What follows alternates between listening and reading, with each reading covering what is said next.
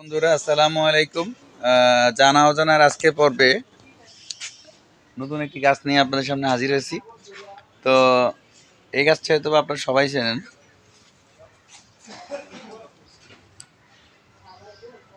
এই গাছটির বৈজ্ঞানিক নাম সিজিয়াম সামারগেন্সে, বাংলা জামরুল গাছ, এবং এর ইংরেজি নাম ওয়াটার অ্যাপেল, রোজ অ্যাপেল। তো আমরা আজকে জানবো জামরুলের গুণাগুণ সম্পর্কে।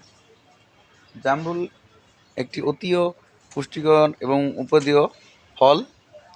এটি Bangladesh, Myanmar, Sri Lanka, Indonesia, Sumatra, Andaman Nicobar, Samoa দ্বীপপুঞ্জ এই সমস্ত অঞ্চলে বেশি দেখতে পাওয়া যায়। এটি সাধারণত সবুজ থেকে আস্তে আস্তে সাদা রঙের হয় এবং অনেক অনেক জায়গায় এটা গোলাপি কালারও হয়ে থাকে। তো এই ফলে প্রচুর পরিমাণে অ্যান্টিঅক্সিডেন্ট থাকে, যা আমাদের রোগ প্রতিরোধ ব্যবস্থাকে দৃঢ় করে। এবং একটা জিনিস জেনে আপনারা বিস্মিত হবেন যে এই গাছের পাতায় আছে প্রদাহ বিরোধী ক্ষমতা। অর্থাৎ আপনার যদি কোথাও হাত পুড়ে যায়, আপনি যদি এটা বেটে লাগাই দেন, পোকায় কামড় দেয়, যদি আপনি পাতা সেখানে লাগাই দেন, তাহলে দ্রুত জ্বালা যন্ত্রণা কমে যাবে প্রিয় বন্ধুরা।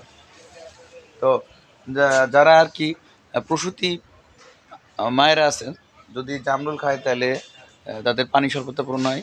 যদি কিন্তু আমাদেরও অধিকন্তু পানি স্বল্পতা পূরণ হবে। জামরুলের অ্যান্টিঅক্সিডেন্ট আমাদের রোগ প্রতিরোধ বৃদ্ধিতে সহায়তা করে এবং এর ফলিক অ্যাসিড এবং ভিটামিন সি আমাদের শরীরের পুষ্টির ঘাটতি মেটায়। জামরুলের রোগবালাই খুব কম। তো আমরা যদি জামরুল গাছ লাগাই, তো প্রাকৃতিকভাবে বেড়ে ওঠে। মাঝে মাঝে এর কাঁচা বা ছোটো পাতায় পোকার আক্রমণ দেখা যায়, তো সেটা বেশি কিছু না। জামরুল ঢাকায় ভাষায় একে আমরুজও বলা হয়। তো ডায়াবেটিস নিয়ন্ত্রণে জামরুলের ভূমিকা অত্যন্ত গুরুত্বপূর্ণ।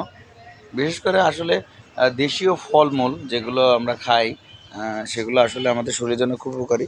যে সময় যে ফল হয়, সিজনাল ফল আমাদের জন্য খুবই উপকারী। তো জামরুল যেমন মানুষজন খায়, আমরা যদি গাছ লাগাই সেক্ষেত্রে পশু পাখি ওয়াইল্ড লাইফের জন্য একটি বাসস্থান প্লাস খাবার একটি অন্নসংস্থানের উৎস হয়। প্রাকৃতিক পরিবেশ শুধু আমাদের একরকম গাছ লাগালে হবে না, একরকম গাছ লাগালে বন সৃষ্টি করলে হবে না, আমাদের বিভিন্ন প্রজাতির, বিভিন্ন রঙের, বিভিন্ন ধাঁচের গাছ লাগাইতে হবে, যাতে আমাদের পরিবেশের ভারসাম্য রক্ষা হয়, পোকামাকড় কীট পতঙ্গের খাদ্যের অভাব পূরণ হয়। তো সুপ্রিয় বন্ধুরা, আজ এই পর্যন্তই। সকলের সুস্বাস্থ্য কামনায় আল্লাহ হাফেজ।